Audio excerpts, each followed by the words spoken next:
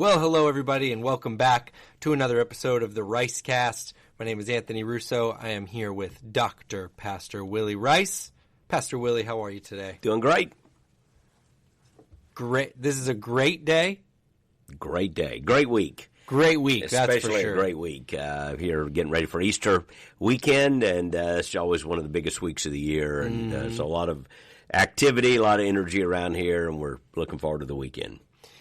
Most definitely. And I want to talk about that for most of our time today. I do want to look back a little bit because it was a pretty fun Sunday here at Calvary on our Clearwater campus specifically. It's always a great week at Calvary. We talk about that a lot.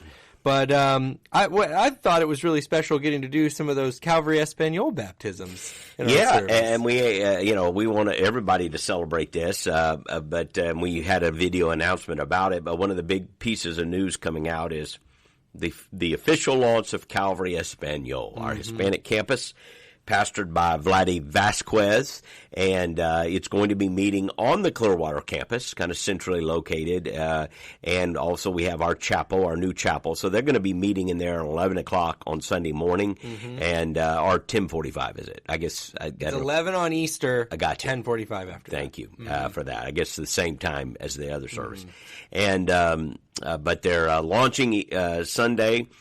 And, of course, last Sunday we shared that with everybody, and then here at the Clearwater campus we got to witness, I think, 7 baptisms from the first 7 baptisms of Calvary Espanol. Of course, we also had 8 baptisms up at Crystal Beach, so great things happening there, but 7 here at Calvary Espanol, and so great day. Yeah.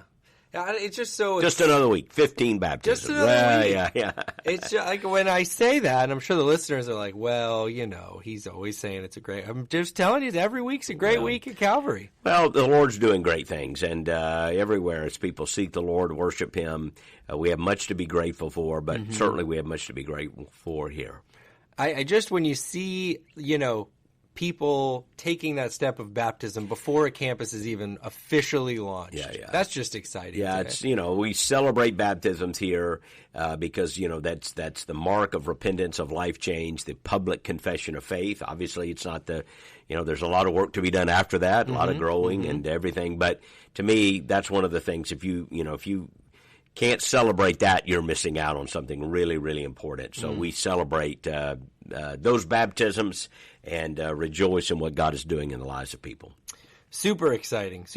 We did get to share a lot. We talked on the podcast last week, but as we usually do, I will put the link to last week's sermon and the whole worship service in the show notes, so you can catch up on some of that. One of those big announcements was Calvary Espanol, which does officially launch this coming Sunday, Easter Sunday, here at the Clearwater campus at 11 o'clock is their Easter service.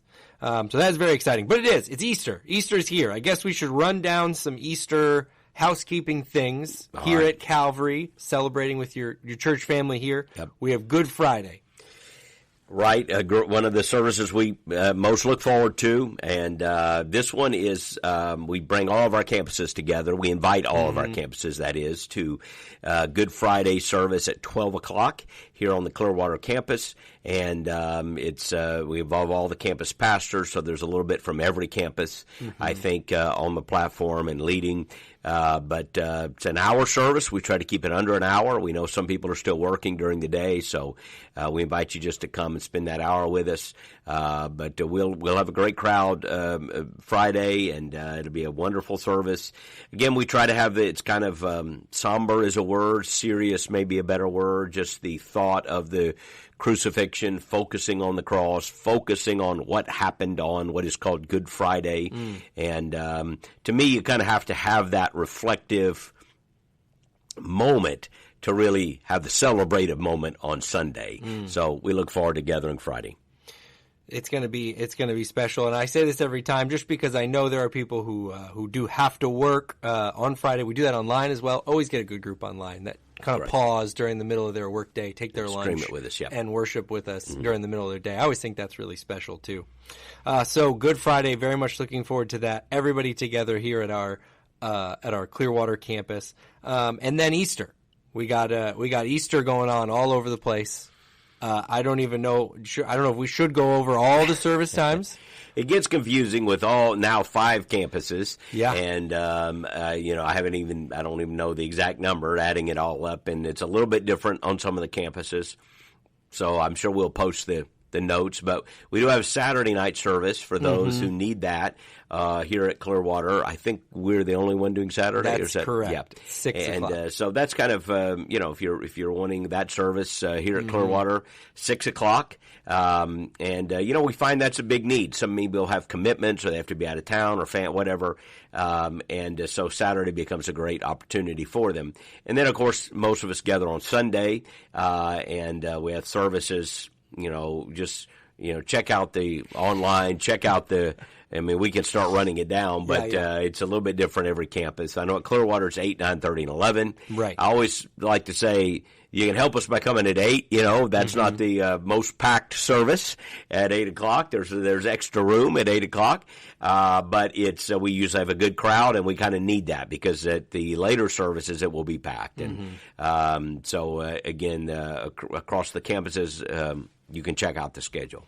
That's right. 9:30. Everyone's got services at 9:30 and 11. Okay.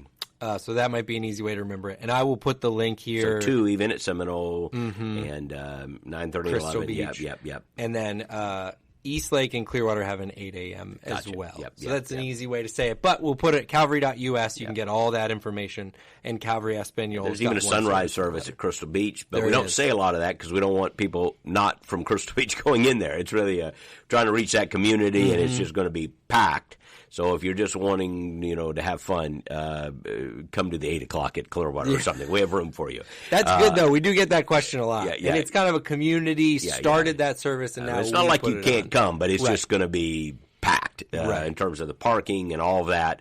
So we really try to reach the community there, and the people who are involved at Crystal Beach are volunteering and serving. And it's a great service, though, but we don't. There's a reason we don't say a whole lot about it, and that's the reason. Right, we do get that question, but it's going to be a special weekend. It's a special week, really. I mean, we had staff chapel here, and it's just a reflective week. It's an important week for followers of Christ, I think. It's in the rhythm of the year to take this week. I wondered if you might share with listeners maybe some points to dwell on. I was even wondering a little bit, as we record this, it's Wednesday.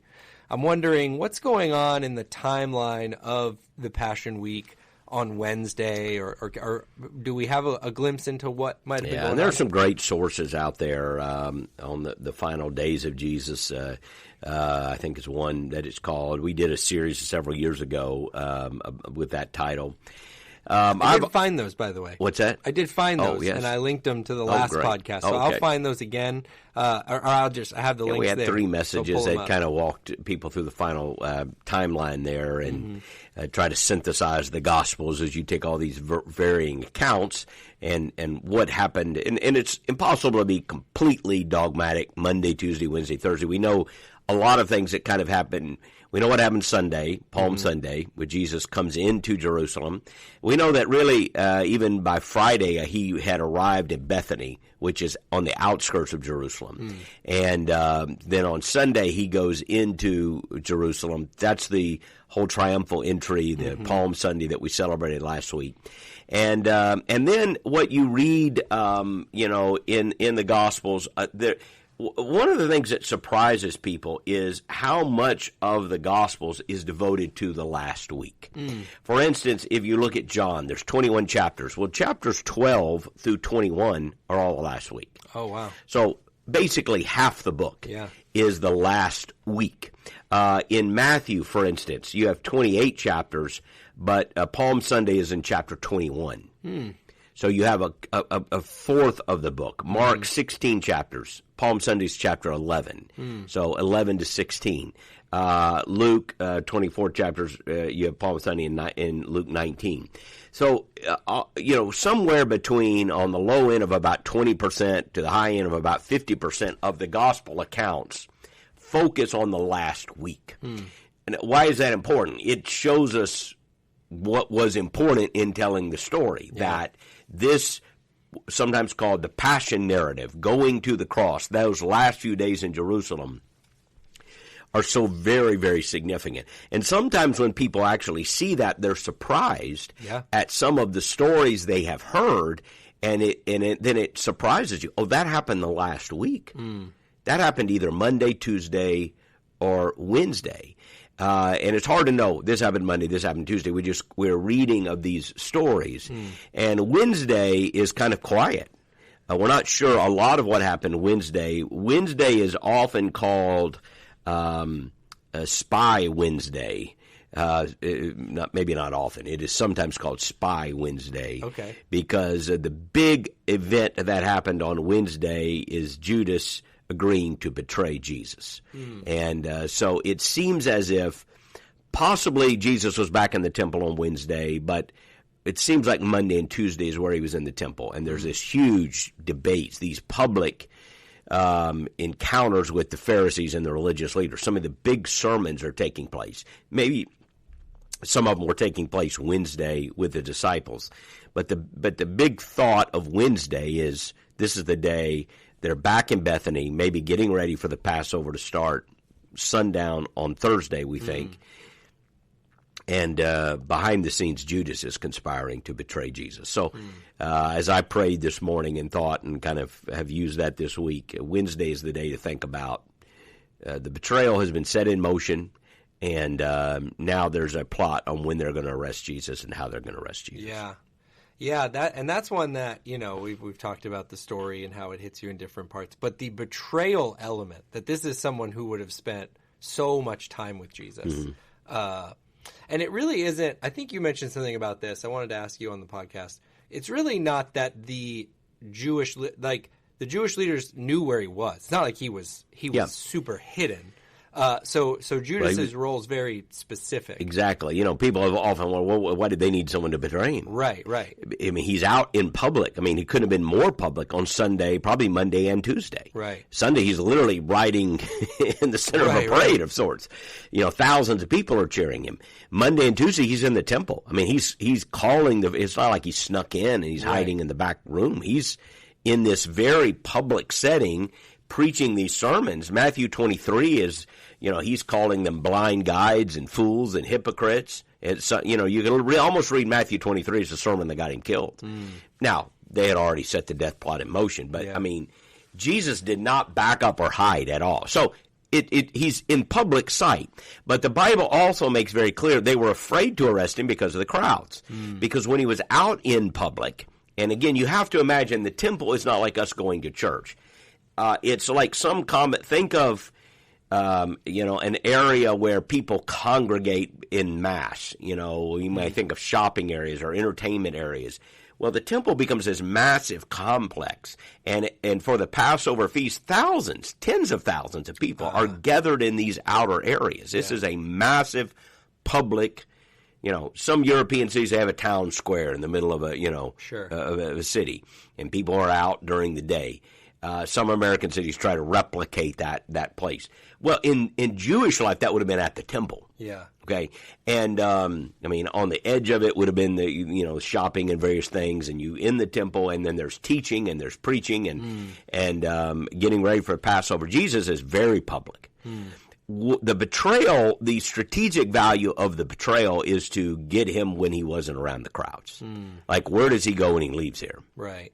So if we wanted to get him at night, I guess you could send a spy to try to figure it out, but they had an inside guy. Well, I can tell you where he's going to be at night. Right. I can tell you where he's going to be away from the crowds. Right. And that was the practical impact of Judas, to betray Jesus at night, to show the people trying to arrest him where he was going to be. Yeah.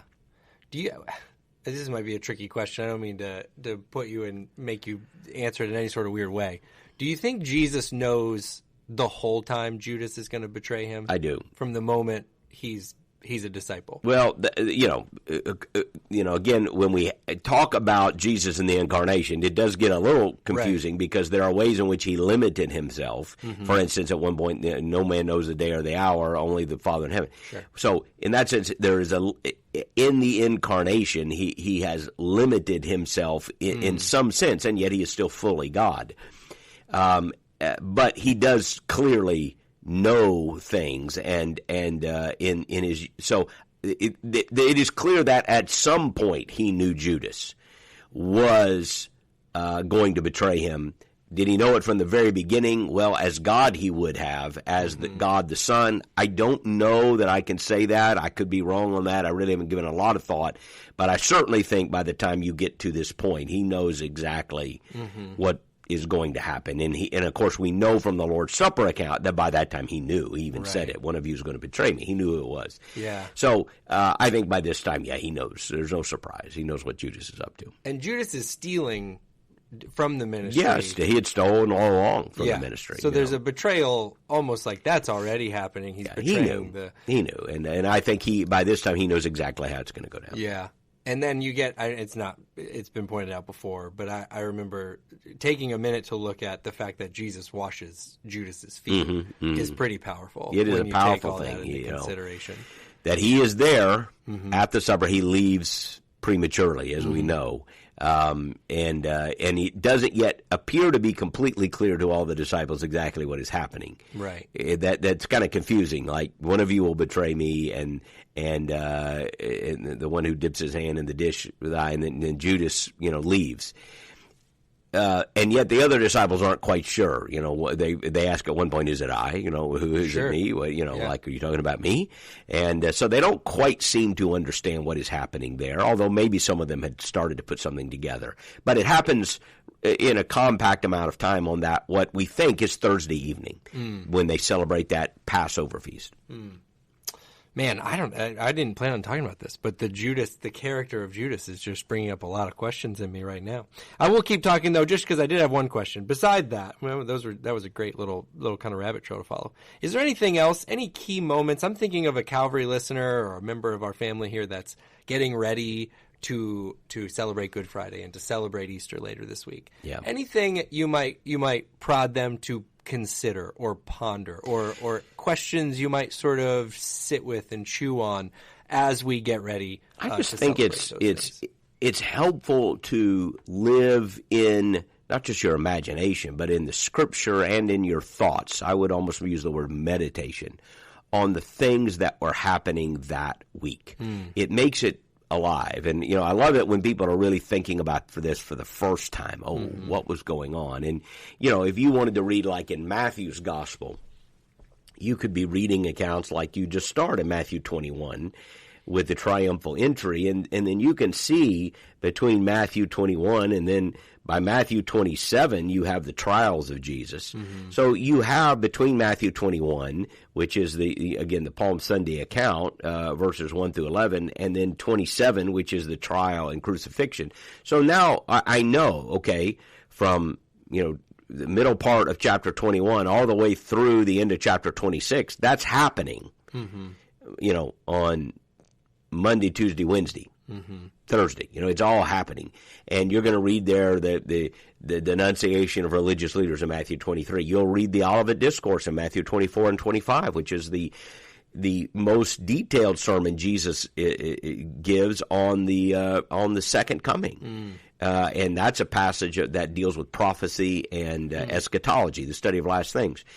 It's just helpful to put that. John records some of those tender moments of teaching, like, let not your heart be troubled. Believe in God, you believe also in me. And if John's, sometimes the chronology is the most challenging to imagine, but you have that coming after John 13, which is the recording of the washing of the feet, which we associate there with that Last Supper. Yeah. So if you're taking that chronology to be exact, then you're saying that that's a teaching that happened after the supper. Yeah. Like on Thursday night. Like, that's when he said, let not your heart be troubled. I am the true vine. He teaches about the Holy Spirit in John 16. There's this intercessory prayer in John 17. So there's all these important texts that are taking place in this compact amount of time. What moves me when I think about that, and sometimes I talk about a sanctified imagination, which doesn't mean we can imagine things and know they happen. It means we try to look at the Scripture, read the Scripture, and imagine these things. Think about it. I think it's a type of meditation. Yeah. We try to visualize it in our mind. Yeah. It helps me to visualize it and then hit a pause and think, okay, what's happening at this moment? What's going on? What are they thinking? And there are, of course, things we don't know, but it's helpful to ask those questions. And, just to think again, where would I be if Jesus hadn't done this for me? Where would I be? He's not running from this. He's not hiding from this. They didn't catch him, hiding behind the woodpile. Right. He's out in the open. He walks right into Jerusalem. He said several times in the days leading up to it about being betrayed and crucified. He's told them. Even that he would rise again the third day. It's like, yeah, well, whatever that means, I don't know. Yeah. He knows what's happening, and he goes right into it, right into the lion's den, right into the teeth of this, and he did it for us. And if that hadn't happened, where would our life be without Jesus? For me, it becomes very emotional when I think about that. And I know many people have never had the privilege of going to Jerusalem, and I know even when you go, things have been built up and so forth, but having been there, I visualize the steps up to where Caiaphas' house would have been. We know where the high priest complex was. Now there's a church built on it, but there's a cavern below it, and we know that's the residence of the high priest. And you have these steps leading from the Mount of Olives. I can see it, in my mind. And then these steps, these ancient steps leading up that are now fenced off. But you can imagine, this is the path he came. Yeah. This is where he came that night. We know the general location of where the Last Supper would have been, not the exact room. There is a room you can go into, but obviously it wasn't that room. It was built by the Crusaders. It's a very ancient room, but it was built on a site, that was believed to be the Last Supper. Yeah. And so you have these significant moments, and if you've been there, you see it. I can walk down the Mount of Olives. I walk through the Kidron Valley, walk up to where the high priest was. I've made that walk. It's a little bit of a challenge, but you can make that walk and to think this is where he was. And then back to the Garden of Gethsemane, where we know where that is. Yeah. And their olive trees are still there. Right. I mean, I've been there, and it's very emotional. Ask the people who've been. One of the emotional places is Garden of Gethsemane. Oh, sure. And you go into those olive trees. Now, some of them are ancient, hundreds of years old, and they may have been the offspring of trees that go back thousands of years. But they're very old trees, and there's a church built on what is believed to be, the ancient site of it. And we can't, over there, you can't be 100% sure that we know that, but this is where the Garden of Gethsemane was. Right. Generally. Yeah. And then you go into that garden. That's one of the emotional spots. We always give people time to pray and wander around in the garden, and it's a very emotional moment. Yeah. So you just see it. It was real. Our faith, I think it's important to understand. When you look at other religious traditions, you're talking about speculation, philosophies. This guru had a vision. This guy claimed to see an angel. This guy has ideas about life. And, L. Ron Hubbard wrote about planets, that don't even exist. It was just all make-believe. It's like you and me smoke some mushrooms and make something up. I mean, we could come up with about the same deal. Right. It's just, this is what I think. Christianity is rooted in things that happened. It's a real place. It's a real person. These things really happened. You can go to the Garden of Gethsemane. You can, even if we're not 1,000% sure the exact spot, this is Jerusalem. You know where the Mount of Olives is. We're not making that up. Like, it's still there. Right. Okay, I know where, this is where the high priest would have been that night. This is where the temple was and has been for thousands of years.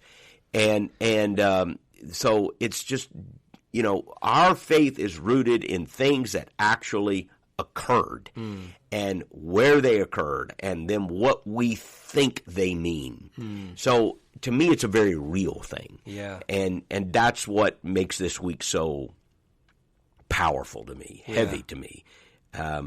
It really happened. Right. Some 2,000 years ago. In the city of Jerusalem. Yeah. None of it's make-believe. It happened. Right. Now, a skeptic can say, it didn't mean what you think it means. He wasn't the Son of God. He was just another guy that got crucified. But no serious person can doubt that it happened. I mean, there are secular historians that document it. Of course it happened. There was a man named Jesus who went to Jerusalem and was crucified 2,000 years ago. This happened. Now, what does that mean? Right. That becomes whether or not you are a Christian and follow Jesus, or whether or not you think, oh, it's an antidote to history. But I think you got a lot more problems if you think it's just an antidote to history. How do you explain all these things that happened out of that? But certainly it happened. Yeah.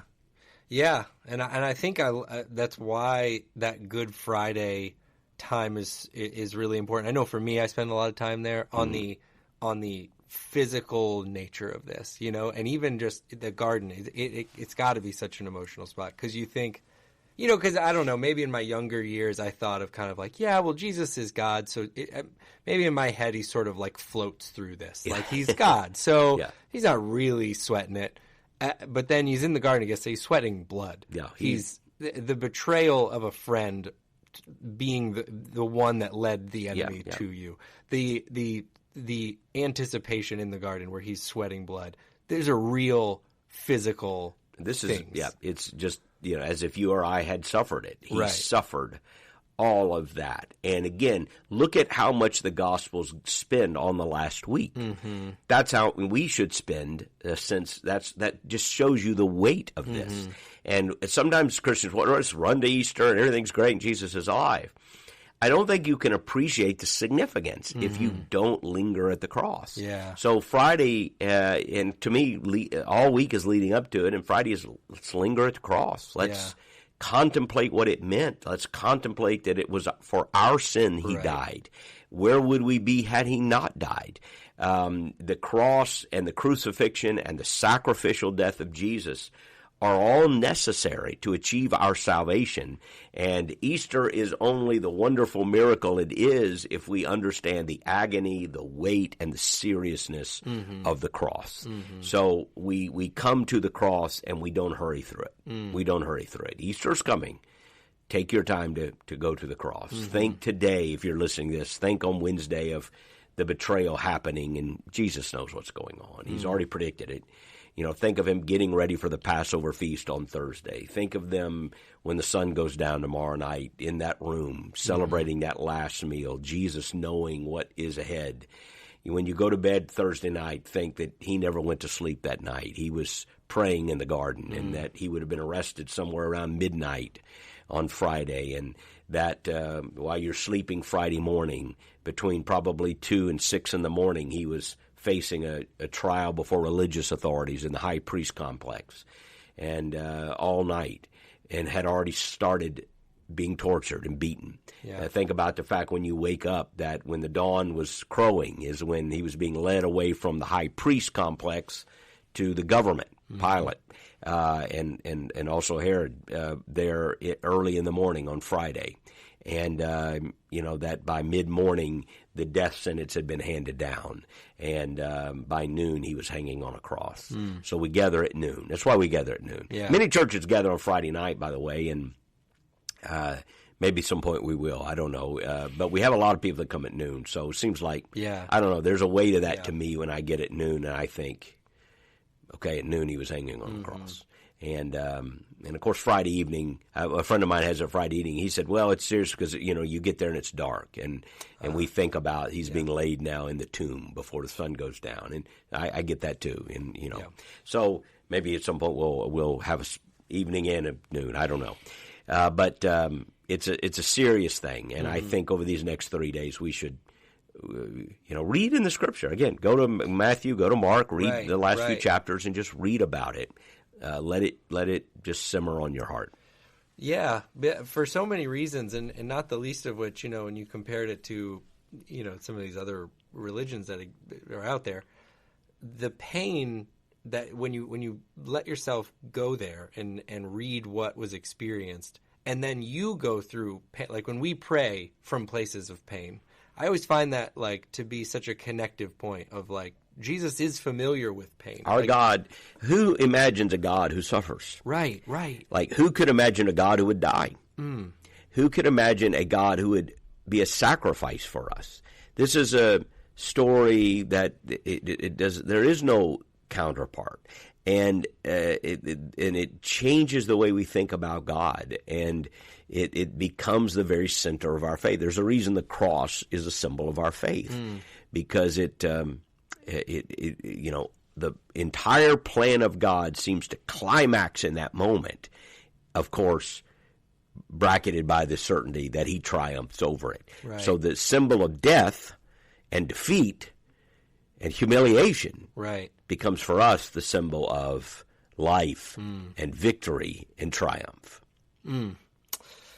That's so good. Thank you for sharing a little bit more on that, and we certainly do look forward to gathering here as a church family over the next couple days, and because these things are great. That's what's hopefully you're getting from this, and we're just a couple of days away now, so maybe you spend some time today and tomorrow. But then there's even something special in a different way when you gather as a whole body and you do this together. Yeah, we love it. It's one of the natures of just how we're doing ministry these days is to have 4 congregations, now 5 with the Calvary Espanol, and I'm getting used to saying 5 That's now. Right.